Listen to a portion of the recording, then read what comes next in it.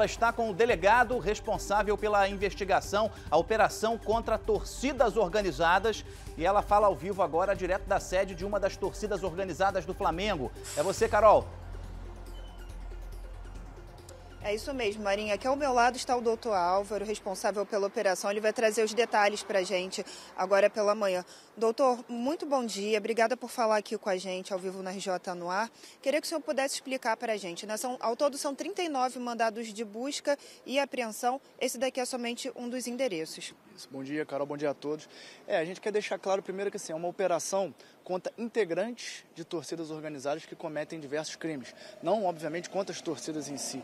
As torcidas têm previsão legal para funcionarem, porém, as investigações que se iniciaram em maio demonstram que há uma série de pessoas que se aproveitam da organização dessas torcidas para praticar os crimes. Desde os crimes menores, como arruaças, enfim, a brigas e, recentemente, até homicídios, né? Nós verificamos agora, só numa semana, 3 pessoas. Um torcedor do Vasco recentemente foi baleado e morto, o outro foi baleado, um torcedor do Olaria também foi morto a pauladas por torcedores do Botafogo.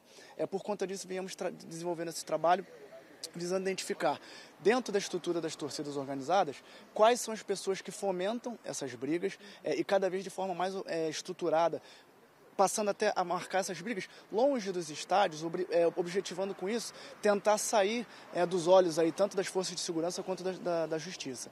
Por conta disso fizemos a representação, o juizado torcedor acolheu de forma bastante corajosa e deu 39 mandados de busca que estão sendo cumpridos hoje, em 9 sedes de todas as torcidas principais organizadas de todos os grandes clubes, né, do Vasco, Flamengo, Fluminense e Botafogo, e também estão sendo cumpridos mandados nas sedes de integrantes dessa torcida e de outras pessoas também que estão sendo investigadas. Perfeito. Doutor, até o momento já houve apreensão de algum material, algo que seja expressivo para as investigações? Sim, até agora já apreendemos os objetivos principais, que são telefones celulares e outros dispositivos, porque neles acreditamos que possamos obter maiores informações sobre esses crimes.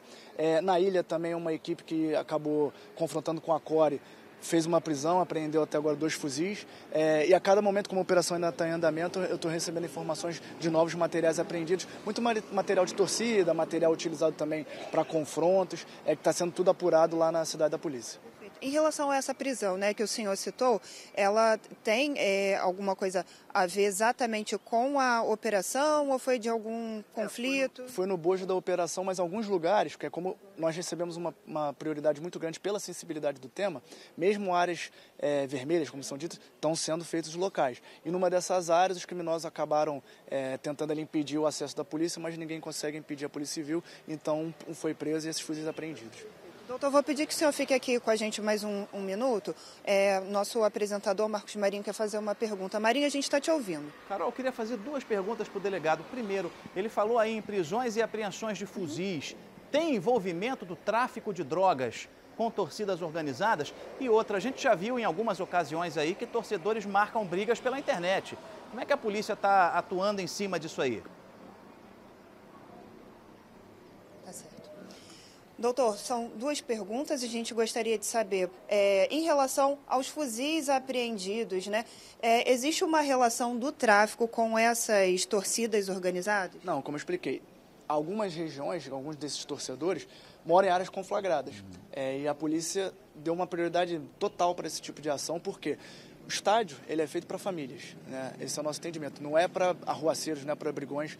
Então, em todos os pontos, nosso secretário determinou, obviamente com inteligência, com a estrutura toda montada para a polícia para evitar efeitos colaterais, nós fomos buscar essas pessoas. Num desses pontos, ali na Ilha do Governador, havia contenção, como eles chamam, né, dos traficantes, e eles um deles acabou sendo preso, né, 2 fugiram, e esse armamento apreendido. A segunda pergunta é? A segunda pergunta é em relação às redes sociais, né, que acabam sendo ali uma maneira desses criminosos, né, se apoiarem para poder se organizar e acabar cometendo esses delitos. Esse é um dos alvos, né, e objetos de investigação. Queria que o senhor explicasse isso para a gente um pouco melhor. Com certeza. Inclusive, um dos objetivos que nós tivemos é apreender os dispositivos eletrônicos, porque eles fazem até alguns acrônimos.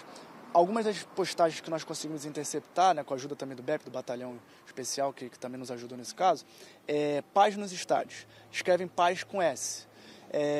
Mas como se for reiteradamente, pensa, não é apenas um erro ortográfico. Era pelotão de assalto surpresa. ele já utilizava essas mensagens para, entre as torcidas, marcar pontos justamente para se encontrar e realizar esse confronto. Então, a torcida de um determinado time colocava isso numa postagem, via uma outra torcida, replicava, respondia numa outra postagem também, e se verificava que naquele mesmo dia, não por acaso, havia confronto. Por exemplo, num dos últimos jogos de Botafogo e Flamengo, foram detidos 102 torcedores, todos eles pegos no meio de uma briga aí generalizada. Então, com esse monitoramento, nós hoje acabamos por deflagrar essa ação com o objetivo de fazer cessar esse tipo de conduta criminosa e também de obter mais elementos para poder alimentar o nosso inquérito policial. Como a gente está vendo, né, Marinha, a polícia trabalhando com muita inteligência, né? Você tem mais alguma pergunta aqui para o doutor? Aproveitando esse gancho do delegado aí, eu queria comentar o seguinte: domingo agora tem Flamengo e Vasco no Maracanã. E recentemente teve uma briga de torcida, um torcedor do Vasco foi morto e tem suspeitas aí sobre torcedores do Flamengo envolvidos nesse crime. Essa operação de hoje já tem relação com isso tudo? Já estão prevendo alguma coisa aí por conta do Flamengo e Vasco do fim de semana?